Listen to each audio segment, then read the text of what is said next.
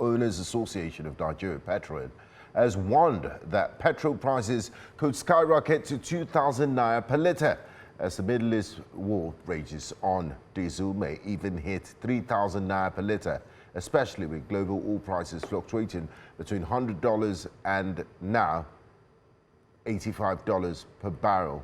The national president of PETROAN, Gillis-Harry, issued the warning while delivering a keynote address titled Deconstructing Energy Trilemma at an event organized by Ignatius Ajuri University of Education in Port Harcourt. He cautioned that continued increases in fuel prices could worsen inflation, trigger job losses, deepen economic hardship, and significantly raise transportation costs, as well as the prices of goods and services nationwide. This is not just about fuel, but about inflation, jobs, and survival of the average Nigerian citizen who's wondering just about how they will cope at a time like this. Joining us for this discussion are the National President of PETROAN, Dr. Gillis-Harry. Thank you very much for joining us. Good morning. Thank you. All right, we have one more guest for having me. Thank you for joining us. We have one more guest who will be joining us much later. But Dr. Gillis-Harry, let's talk about this. You have warned that petrol could hit 2,000 naira per litre if this Middle East war persists. The Nigerians are already struggling. But the average Nigerian wonders, how am I in my house? And the US-Israel-Iran war is affecting me. So can you first of all walk us through the relationship and how this impacts the petroleum sector and, price of petrol in Nigeria? Well, thank you so much for having me. And let me just do a slight correction. My name is Gillis-Harry. And I want to thank you for having me on your show this morning. The correlation is not far-fetched. Crude oil is an internationally traded commodity. And whatever affects it internationally impacts everywhere. And I'm going to start you from the US right now, that's far away from the conflict and also an actor. But the citizens are already having an impact on the price of fuel. The premium motor spirit that was selling about $3 I would just call it 8 days ago, is today selling almost $6 per gallon. So that tells you how impactful this war is. In Nigeria, it's the same thing. We have one effective refinery that is giving us refined products. And that refinery will also have replacement, drive, for assets that needs to be always in stock, which is the crude oil. And crude oil is denominated in international price and value and dollar, as you know. Even though we are buying, the refineries in Nigeria are buying the crude for Naira, which is a very brilliant policy that the president, had put in place and is working very well. At least what that has done is saving us a lot of forex that should have created much more problem for Nigeria.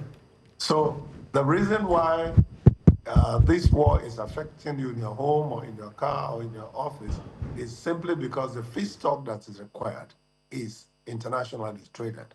And once there's volatility in there, it will impact negatively on the price and value in Nigeria. NNPC to activate local refineries. How realistic is this, knowing that these refineries have been moribund for quite some time and billions have been spent on turnaround maintenance, and still they remain in the same comatose state? Why has Nigeria remained so vulnerable to external shocks despite decades of promises? Is it a failure of leadership or policy? That's why, as a responsible organization, we watch to see the trend of events, and we do the much we can to call attention to where attention is needed and to encourage where a little bit more speed, much more speed actually is needed. The Nigerian local refineries owned by NNPC are very critical assets of this country. And it's extremely important that we start paying attention to them properly. We spend so much money on it and it's not working, but the refineries are not bad. first of all, we have the land asset, we have the technical and the equipment assets, and therefore we can always make it work. And what PETROAN is simply saying is, look, NNPC, you have these 4 refineries. Please pay attention to it and get them to work. There is no reason why they shouldn't work.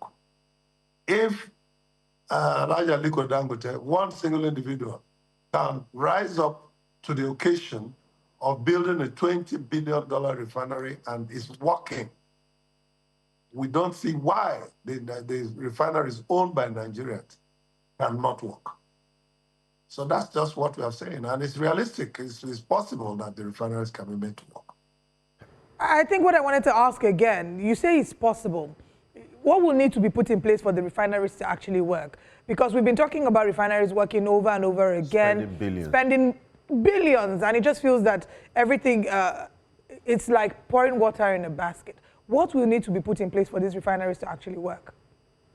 Look, first of all, we have recommended that the refinery should be fully privatized. There should be a public-private partnership process. And what we seem to hear is one day the process is going on, another day we don't hear anything. I mean, NNPC is a sovereign asset for all of us. So whatever that's been done there should not be shady. We should hear it, we should know it, we should applaud them when they're doing well, and we should also advise when what is expected to be done is not being done. So I don't want to, encourage Nigerians to discourage ourselves. We must have the courage to know that there is nothing we cannot achieve. And so there is no reason why, if private companies that have the competency and the financial muscle partnering with the government will not make those refineries to work. And in other clients, we have also offered, look, we have grassroots players. In the industry, there are grassroots players who have capacity, who have started businesses from ground zero to where they are. And so if they could succeed in their own little corner, they could do a crowd, value and make the refineries to still come back to life, because it's our property, it's our pride. We should be able to have these refineries working to make Nigeria cushion Nigeria from this kind of effects. Not necessarily that if all the refineries were working, price will not still be affected up or down, but at least we are more guaranteed if there is 2 or 3 more refineries working, that just in case there's one turnaround maintenance being done in this refinery, the other ones will continue to work. Okay, Dr. Gillis-Harry, there's this notion about fixing the refinery which you have proposed. If not, we're going to get to 2,000 naira per litre. And truly, we do not know where the world is going currently, because anything can happen. Another war could spring up after this, which eventually would also affect the prices of oil. But PETROAN is well aware of, my next 2 questions is coming from the questions every Nigerian is also asking, every concerned Nigerian is asking. PETROAN was aware when the Port Harcourt refinery was rehabilitated, was also reopened in 2024 to the celebration and to the pomp and pageantry of every single person in the oil and gas sector, celebrating that finally we now have a PH refinery. The PH is working. And all of a sudden, it seems like we've gone back to a state of comatose. It's no longer operational. Also, you're aware of the 210 trillion naira that the House of Assembly is trying to get from the former GM MD of NNPCL. Can PETROAN also share with us, what are you doing as a body to ensure accountability is met to benefit not just Nigerians, but of course, every single individual who does business in Nigeria? How do you ensure that accountability is met with these 2 scenarios? Port Harcourt refinery opens. Well, let me appeal that you have to let me go. You have to let me go now, but let me just try to answer this in just 1 minute. Okay. PETROAN will always look out for the best for Nigeria, and will certainly continue to encourage every facet of Nigeria that can give Nigerians a better life. And when we saw what was happening in the refinery, we applauded it. But we are not the managers. We are not there technically to do a day-to-day management. And if NNPC themselves came out and said, oh, the refineries are working, but they are not commercially viable, there's nothing PETROAN can do. We can only continue to interrogate, continue to ask questions, and continue to advise. And that's what we're doing. As for this 210 trillion, we are studying it, our team is studying it, and also to know what we can do. Maybe we also go to the National Assembly to make our own inputs, because most of us are very conversant with the matter. And we think that maybe one or two inputs we'll make can also help in building the values that we need to build. Thank you for having me. Thank you so much for joining us. We look forward to having a more robust conversation next time when you join us. Thanks for your time. Thank you.